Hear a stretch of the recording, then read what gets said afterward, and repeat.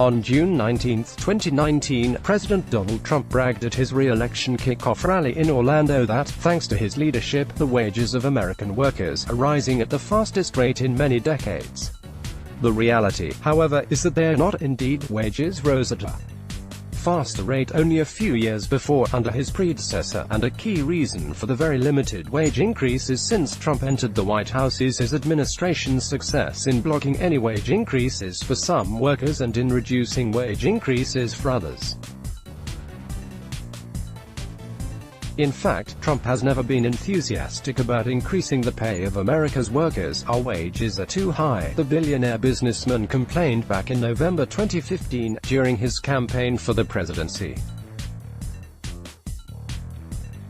Naturally, then, Trump and his fellow Republicans have blocked any increase in the federal minimum wage during his time in office. In 2016, Trump stated his opposition to setting any federal wage floor and, since then, has never proposed raising it, as a result of years of Republican resistance in Congress and the White House. The federal minimum wage has remained stuck at a poverty level $7.25 an hour for a decade and has lost much of its purchasing power, making it the lowest minimum wage throughout the industrialized world. The minimum wage for waiters and other workers relying on tips is even lower, $2.13 an hour.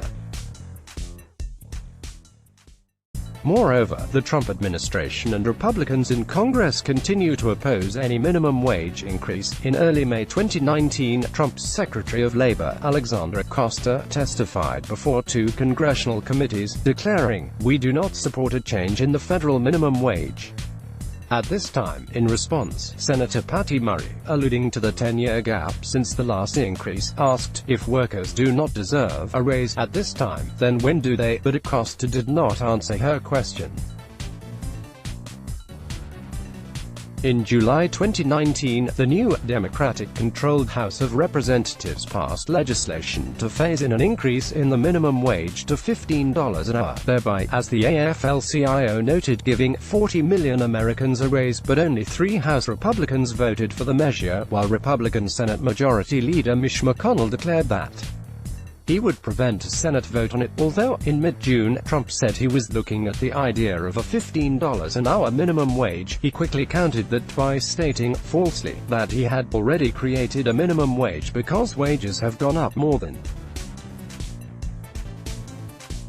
in many decades under his administration. Since then, nothing about a minimum wage increase has been heard from the president, and the Democratic wage raise legislation remains banned from consideration in the Republican Senate.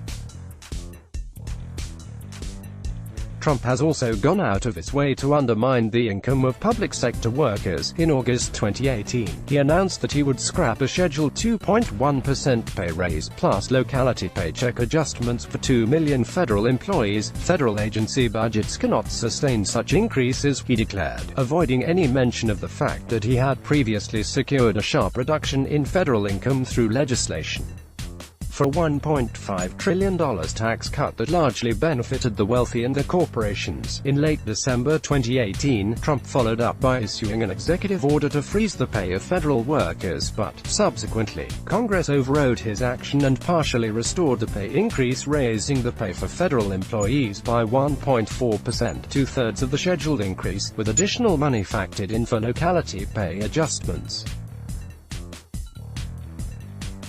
In the winter of 2018-2019, Trump attacked the livelihoods of public workers once again, when his shutdown of the federal government forced 800,000 federal employees to go on unpaid leave or to work without pay. One of the factors advancing the income of American workers, as well as helping to safeguard them from excessively long work weeks, is the provision in the Fair Labor Standards Act that guarantees them time and a half pay for more than 40 hours of work per week. The coverage is based upon workers remaining under a specific income level, and, thanks to inflation over the past few decades, fewer and fewer workers remained below that level. Recognizing that only 7% of American workers were still covered by the law, the Obama administration raised the income level for eligibility substantially.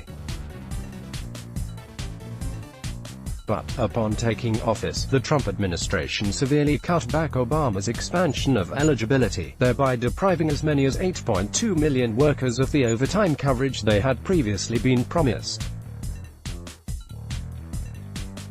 Despite these actions taken by Trump and his administration to reduce wage gains, what economists call real wages, that is, wages and salaries adjusted for the rising cost of living, have been rising in part because many states and localities have passed laws raising their minimum wages far beyond the pathetic $7.25 level set by the federal government.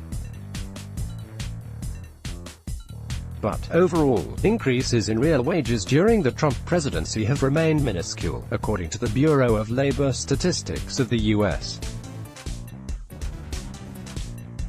Department of Labor, the real average weekly earnings for American workers increased by just 0.2% between June 2017 and June 2018. From June 2018 to June 2019, the increase in their real average weekly earnings was only 1.2%.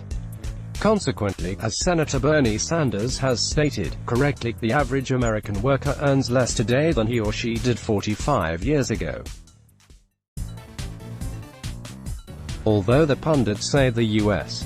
economy is booming, and it certainly is for the country's billionaires, it's not doing much for the incomes of American workers, and much of the responsibility for this situation lies with Republican officeholders, especially Donald Trump.